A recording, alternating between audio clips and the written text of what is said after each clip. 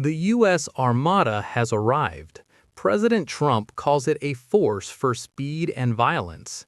But behind the rhetoric lies a massive logistical nightmare.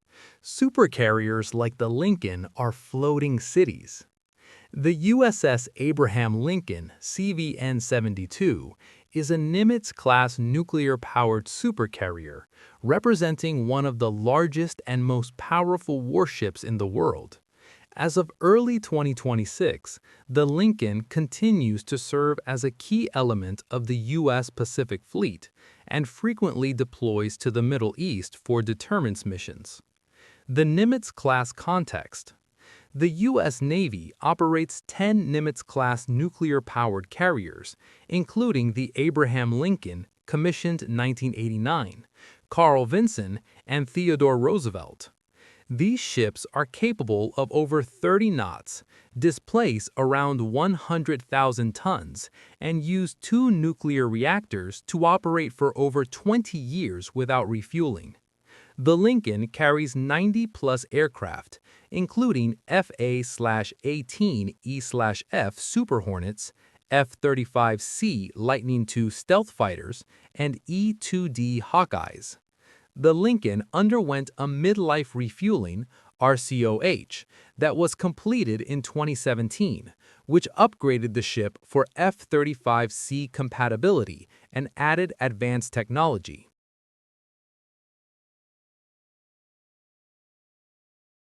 Operational Role 2026 Middle East Deployment. As of January 2026, the Abraham Lincoln Carrier Strike Group is operating in the U.S. Central Command Area of Responsibility, 5th Fleet, to deter regional tensions. Indo-Pacific Presence. When not in the Middle East, the Lincoln is a core component of U.S. power projection in the Indo-Pacific, often operating in waters claimed by China.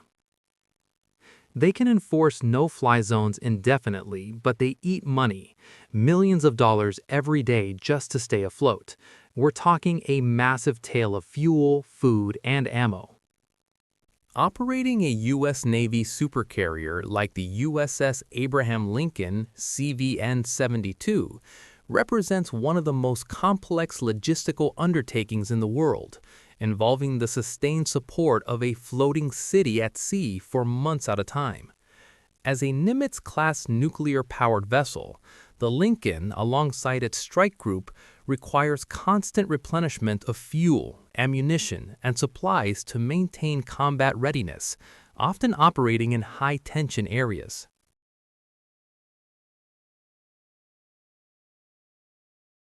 Logistical complexities for these vessels include sustained underway replenishment, constant supply chains.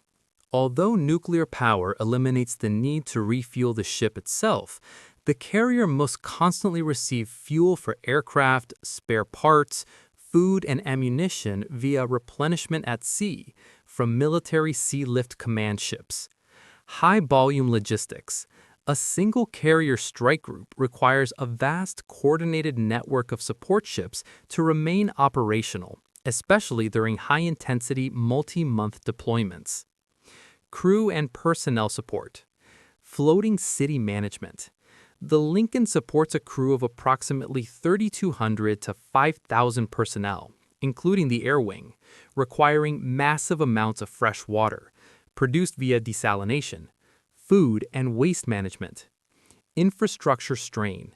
High-density living leads to significant infrastructure strain, such as the widely reported chronic maintenance issues with vacuum sewage systems, VCHT, found on modern supercarriers, which can impact operational environments.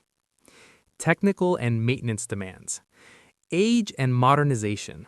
While the USS Abraham Lincoln is a vital, proven asset, it is part of a class slated for retirement starting in the 2030s, necessitating constant, complex maintenance to bridge the gap until the new Ford-class carriers are fully operational. Aircraft operations. Maintaining a high sortie generation rate involves not just fuel, but the storage and transport of thousands of tons of ordnance, which requires complex specialized handling on the flight and hangar decks.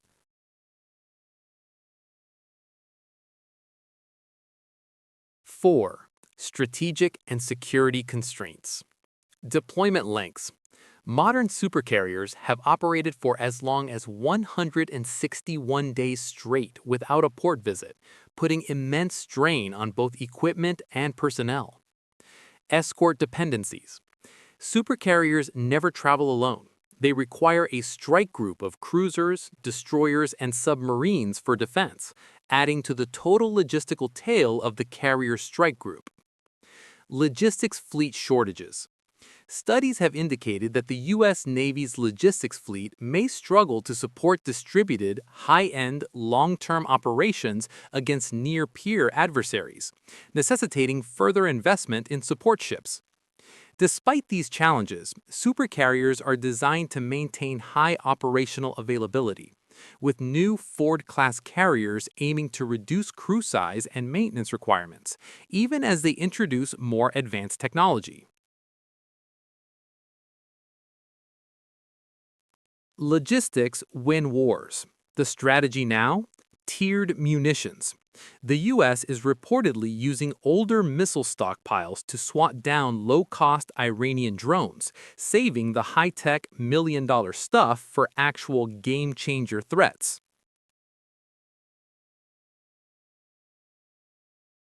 What if port access is denied? Enter Global Strike Command. If the Navy is delayed, the B-2 and B-21 bombers take the lead. This tiered approach is designed to dismantle air defenses from halfway across the globe, no local runway needed. Sustaining a high-intensity conflict far from home is the ultimate financial test. The hardware coordination is staggering. Thousands of flights, tankers, and cargo ships to keep the pressure on. Is it a deterrent or the opening act of a campaign? In 2026, the clock is ticking on the Persian Gulf. Like and subscribe for the latest tactical breakdowns.